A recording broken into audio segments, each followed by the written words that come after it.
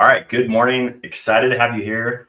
If you haven't watched these before, we recently started going live, myself and the leadership group on the nationwide brokerage team that I run here at Real Broker, mainly just to give back to you. So there's a couple things that we're going to talk about today as you watch this video.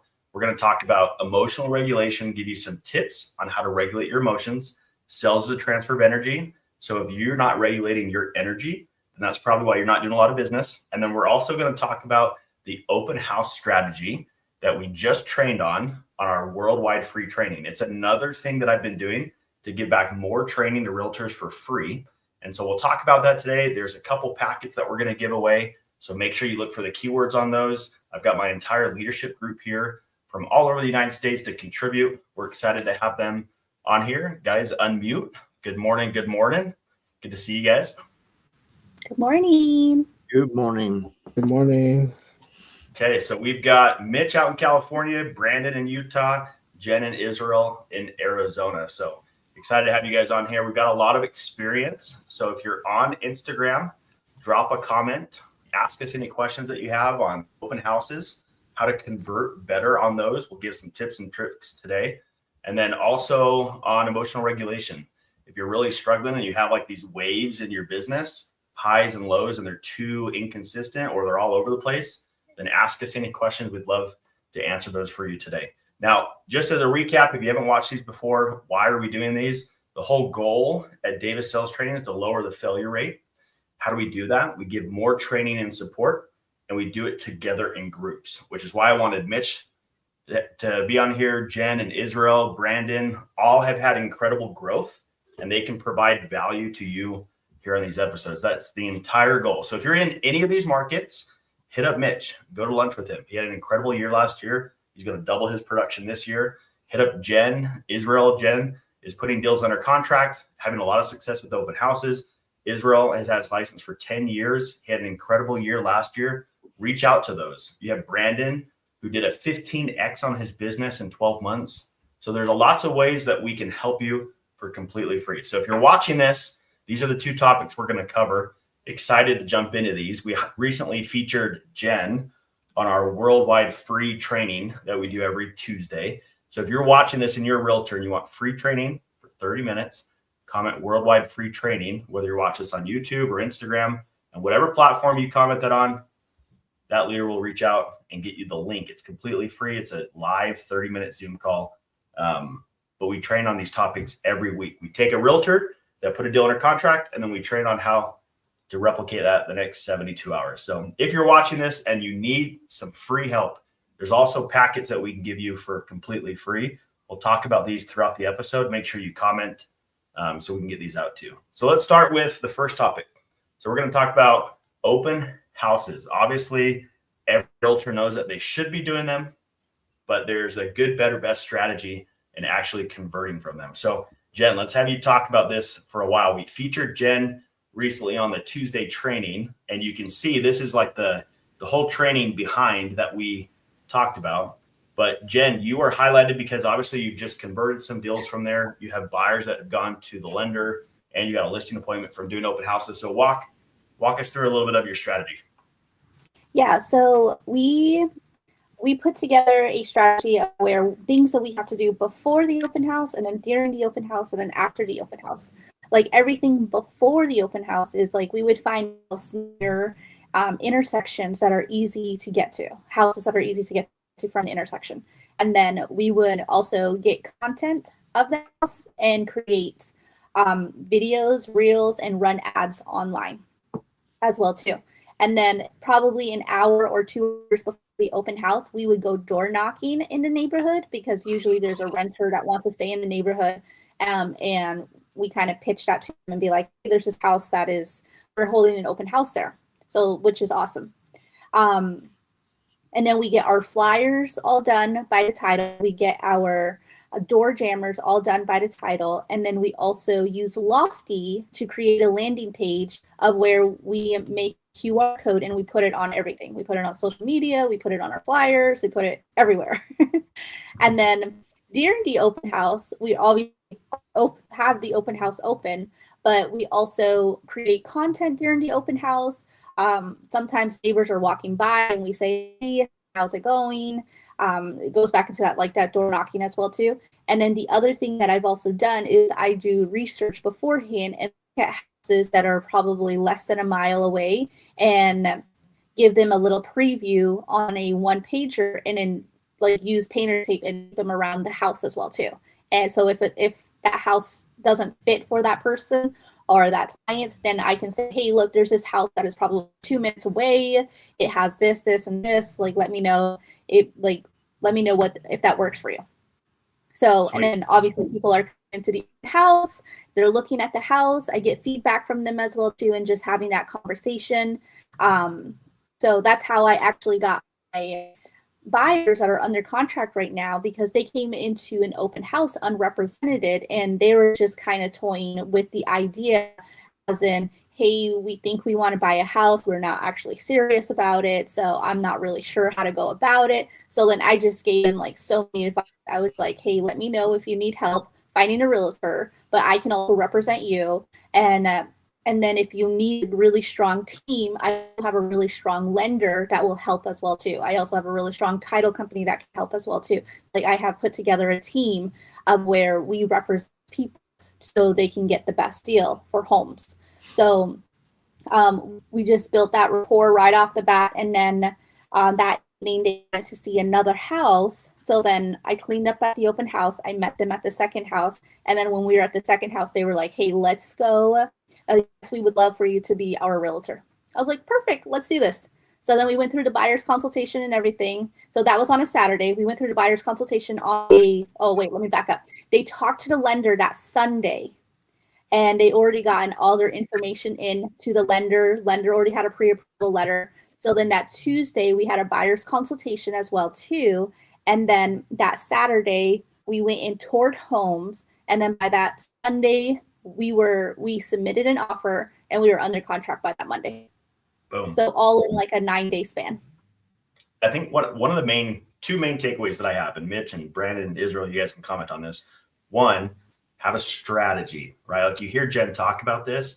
There's a pre-open house strategy, what you do at the strategy, and then there's a plan for after. If your brokerage or where you're at is just telling you to do an open house and you just show up, that's probably why you're not converting. There's a whole series of steps here. And that's what we trained on our Tuesday call. You can see on the map on the screen is there's a pre, during, and after strategy. You have to know exactly what you do. And the second takeaway for me, and you guys can unmute and chat about this, but the second takeaway is open houses work and they're quick, right? A 9-day turnaround. Why does that work? Because post-NAR settlement, buyers are walking around unrepresented because they know they can. They're coming into these open houses. And if you're confident and you exude that and you're personable and you connect with the clients, boom, they're ready to go and they're already looking. Most of them are already pre-approved and you can put them under contract in 9 days. Like unbelievable job, Jen. Any thoughts, Israel, Mitch, Brandon? I think it goes exactly what you're saying. Strategy, like he said, the location that the open house is being picked at, how you work them, but also it goes with another part that we do on our team, and that you teach us is the weekly planning, right? So like she is picking these open houses either on Sunday or Saturday before, right? So the Wednesday open house wasn't picked on Monday or Tuesday; it was picked either Saturday or Sunday or even Friday, right? So then you're working a week ahead or 3 or 4 days before, because that's what happens when you're not planning these things out. Then you're like, oh, I gotta do an open house, which if that's a strategy, go do it, right? Like I tell people all the time, I say, you're not going to have anybody come into your office, your house, knocking the door and say, would you sell me a house? So you better off being an open house with signs. I'm prepared a little bit to get some business, but then also you get burned, right? Because you're like, well, I didn't have any success. Well, let's back it up, right? So I think the planning part of choosing the open houses, at least 3 or 4, it should be a week ahead. Like you should be planning Sunday for Friday and Saturday, right? So that's a huge takeaway. And then another one, also sometimes we have lenders inside, and that have helped me quite a bit in the past. So it's just not only the agent, but also the lender right there, because most people, they always ask you about what's the payment for the house, what's going to be this. So you get them right there. So we have had opportunities where actually the lender started the pre-qualification process right at the open house with a potential buyer. So, but maybe take a minute and explain that, because I remember, Israel, when you watched me on YouTube for a year and you were too scared to call me. and then after we started working together, I remember watching your videos online and you talking about having a lender. I had never put a lender in the open house. So walk us through like why you started doing that, what you have them do, and the benefits you've seen. Well, number one, it starts sometimes with, and I had this conversation with Jen, no? Lenders reach out to you, or people reach out to you, and they're like, hey, what can I do for you, right? So sometimes you don't want to participate in the marketing with you or something like that. Then my whole point is, like, if I'm going to send you deals, the effort of working needs to be split somehow, right? So we got to have effort put into the prospecting part. So, and that was the thing. When I was doing my open houses, the big hang up was, have you talked to a lender? Oh, no, yeah. I said, cool. So, you have a lender, and then they ask me all these questions, what the down payment is going to be, how do I avoid paying PMI? So I figured I was answering more lending questions, like house questions, right? And so then at that point, I realized, I said, well, I'll reach out to somebody. So I reached out to a couple of lenders, said, would you come to me with open houses? And a couple of them said, no, we don't do that. And then I found two of them that did, and they came, and it was amazing. It was a night and day. Like literally, he would bring his computer, right? Because they had to have that security system, whatever they do. And he was sitting at one table.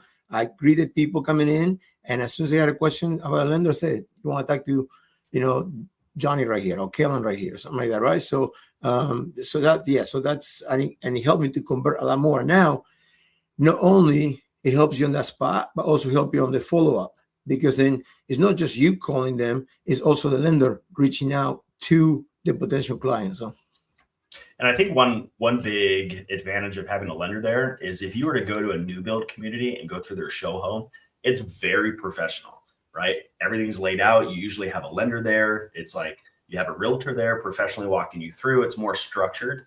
So if you're hosting an open house and you're just winging it and there's no structure whatsoever, people come in and they kind of know they can take advantage of you and they don't really like interact with you, right? Because it's like, it's not professional. It's not well organized. I'm just going to walk through this house and head out. And number two, I don't want to take all the time, Jeremy, but for female agents, right? That's something that I advise sometimes, because that way, to your point, you're not sitting there by yourself. So you have another female lender with you, or you have a male lender. So it's two of you. If the house occupied, I like to have two people, because, then I can walk them through it. So my seller feels like, yeah, I did a good job on protecting their home while somebody's watching the door and things like that. And number three will be, I have done in the past too, where they want, like Jen was saying, oh, would you show us this house? And if the open house is not super busy, then I might just schedule an appointment and send them, and go show the house. You know what I mean? And my lender will stay in the open house running it. So yeah, that's a good point. Provides a lot more flexibility. Yeah. Mitch, you want to chime in here? Yeah, I'll just say that Jen's breakdown of her like planning, like Israel mentioned, is super. It was eye-opening for me when she shared how she did it. So it was something that I wasn't really doing. Sometimes I would do it, like Israel mentioned, like maybe a few days before. So starting to implement just better planning ahead of time just helps alleviate what am I going to do that weekend, and knows where I'm going, and it just it makes a lot of sense, and can see why it worked for her. Cool. Well, I love that. Well, hey guys, if you're watching this and you have any questions in regards to how do I do this, how do I build out my plan, our group has a free workbook on business planning and scheduling. So if you're watching this and you don't have a schedule and you're not planning like Jen and Israel and Mitch are talking about, then comment business plan or comment schedule. And these two packets are completely free. We'll get both of them out to you. So comment wherever you're watching this, on Instagram or YouTube, and then find one of us and DM us for the packet. And then also, these are topics that we train on every week for completely free. If you're a realtor anywhere in the world, we've got realtors in Australia, all over Canada and the US that are on these calls for 30 minutes. And we train on how to replicate the success that Mitch, Jen, Israel, and everybody else is having from these calls. So let's wrap up this topic and let's move over to emotional regulation. Anything else on open houses? Any other tips and tricks you guys want to offer, or any questions that you've had on your platforms?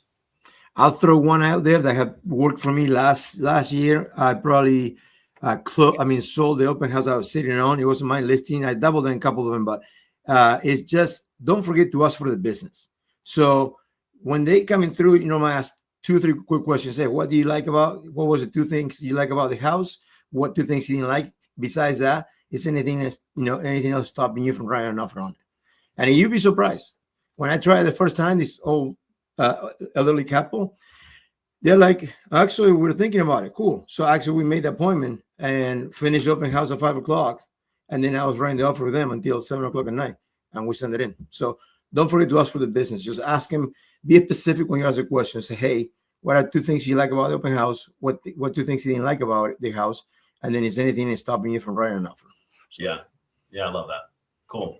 All right. If you're a realtor and you're watching this and your brokerage coaching group is not training you on scripts, where to place your signs, what your signs should look like, what you should be doing if there's nobody in the open house, what do you do when somebody comes in, how do you talk to them, how do you follow up with them, then these are literally free things that we train on every Tuesday. No commitment whatsoever. And if you do want to get on the brokerage team that we run that's nationwide at Real, then this is stuff that we have in the back end that you can have access to so you can convert more through open houses. Okay, let's switch over to the second topic. So every Thursday, our brokerage team trains on there's 6 pillars, how to help you go do 50 to 75 deals every year once all these principles are applied. And the top one is always you. I label it you, meaning your attention and your state of being. You have to put your attention on the right things. Then you have to have the energy sufficient enough to go and execute that target.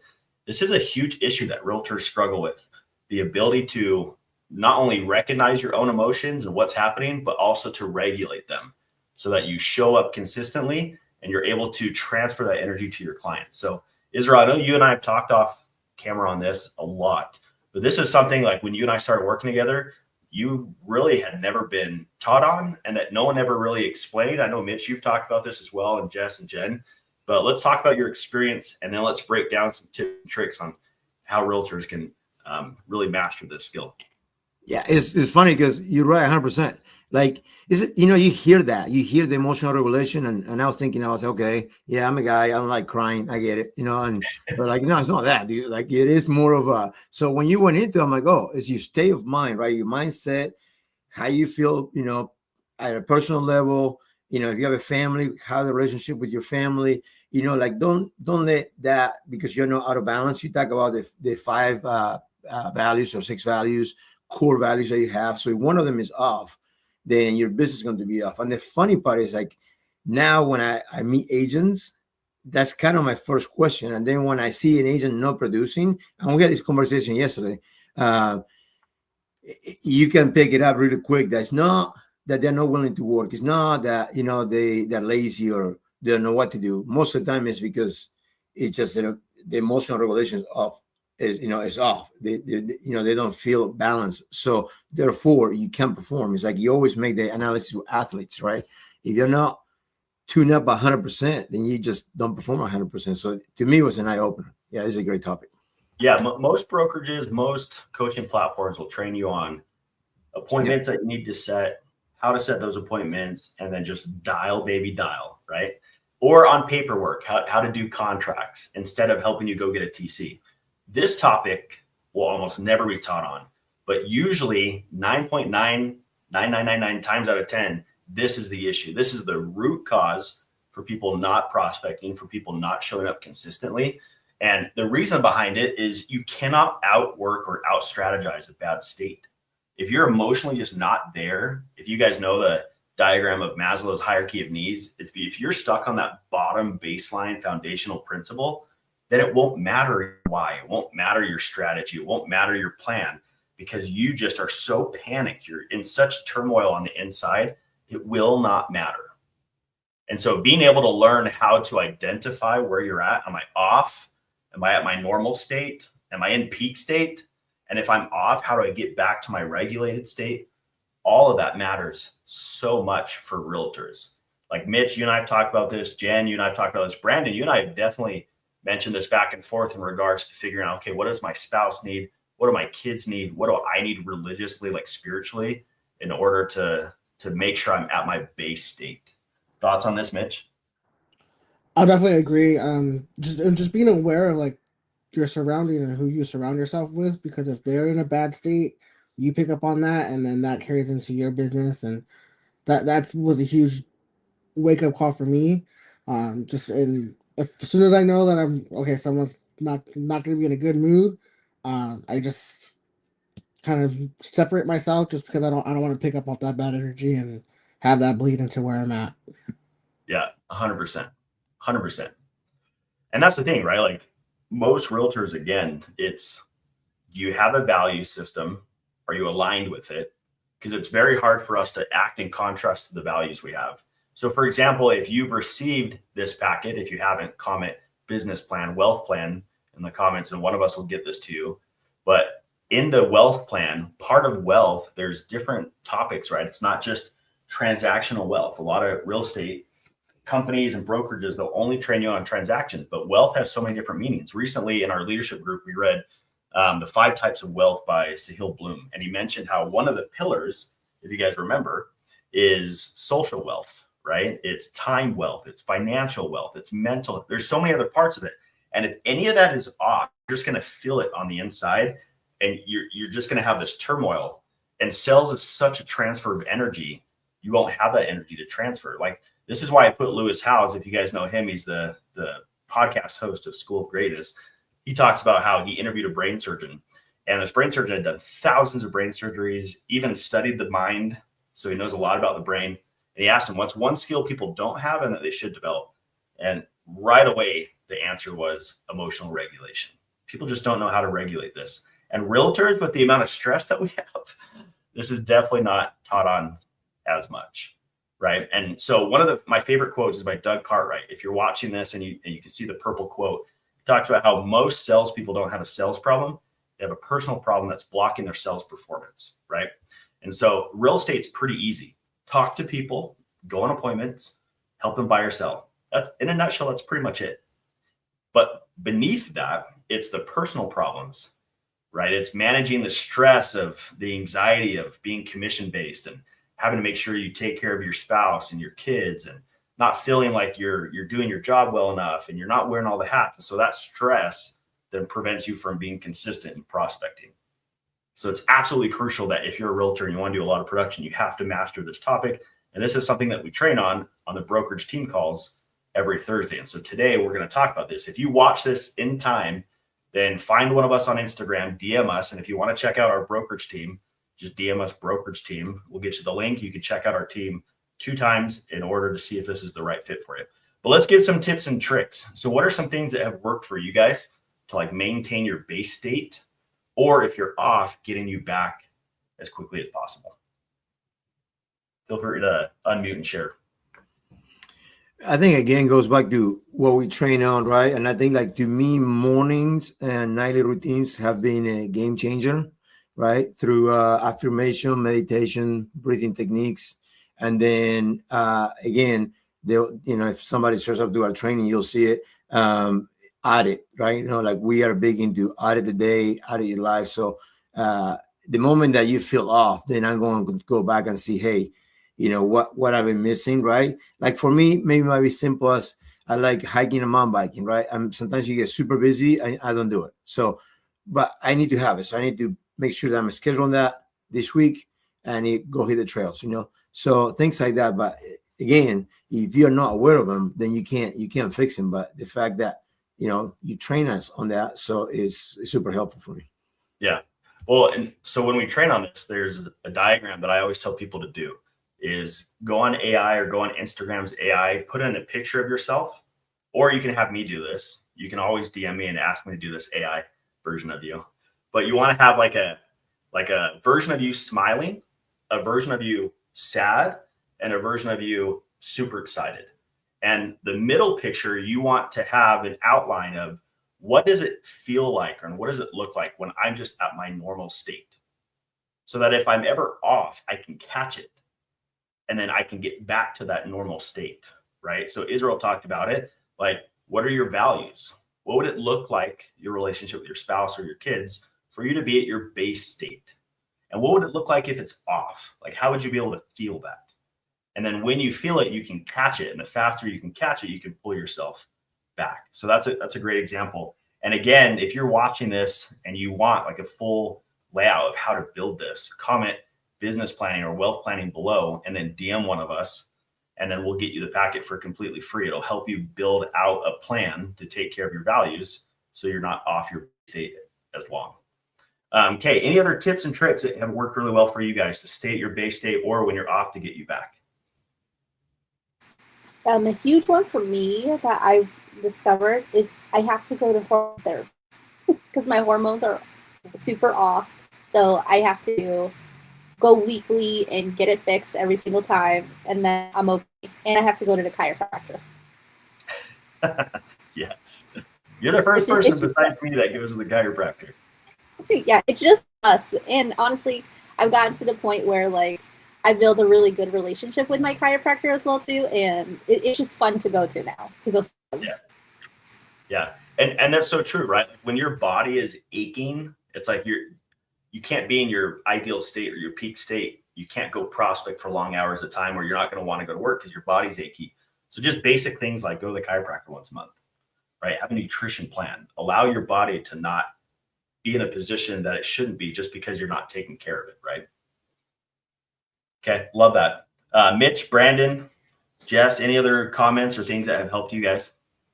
I will say last year, the end of the year, we did our quarterly mastermind in October, and that helped me a lot.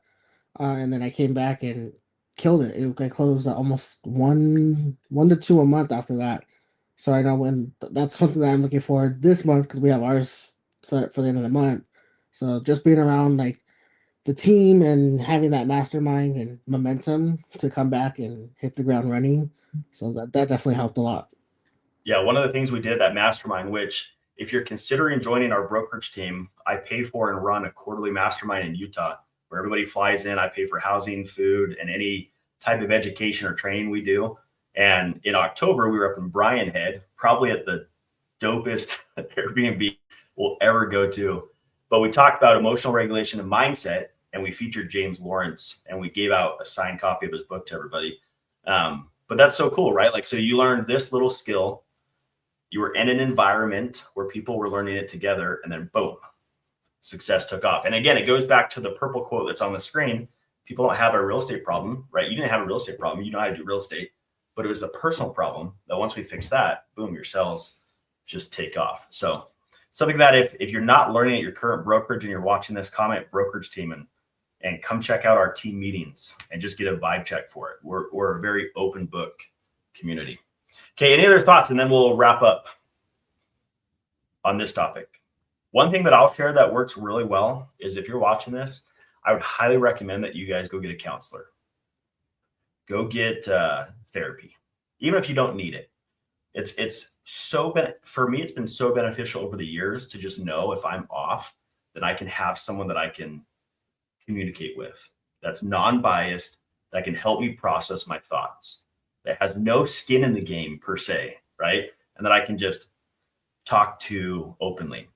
For example, just to be super vulnerable, the other night I had a 3-hour episode of just like a stress overload. And it was very emotional. And it was a mixture of me missing my dad who passed away. It was being overloaded with stress with like the brokerage team and coaching and just life and work. And it just, boom, hit me. But because I have had those in the past and I've had counseling, I recognized it. I had a plan to like go through those emotions and then come back. So it wasn't like a 10-day episode. It was a 3-hour episode. And it was healthy and I navigated it, but I was able to bounce back pretty quick. So for me, like they still happen all the time, but I have a plan and action, right, in order to regulate that. So again, if you're watching this and you need a plan to put this together, it's all here in the business planning outline. So comment business planning below or go comment book club. We have a book club that we run. We're going to read 12 books this year. If you don't have books that you're reading, you don't have the education in front of you, that's probably where you're getting stuck. Okay, so let's wrap up. If you've watched this all the way to the end, thank you very much. It was an absolute pleasure to go through these topics. These are all the different ways that our team, our leadership group can help you. Again, Mitch is in California. If you're a realtor, reach out to him. We've got Brandon and Jess in Utah. Jess lives at the gym. Obviously, you guys can see her at the gym, so you might find her there. And then you've got, are you at the rec center in St. George? Is that where you're at? I knew it. I could tell from that track. Then you've got Jen in Israel and Arizona. So if you're in any of those markets, or even if you're not, reach out to one of us. We'll have all the Instagram links in the YouTube bio, the description, so you guys can reach out to them. There's so many different ways we can help you for completely free, no commitments whatsoever. Just reach out to us.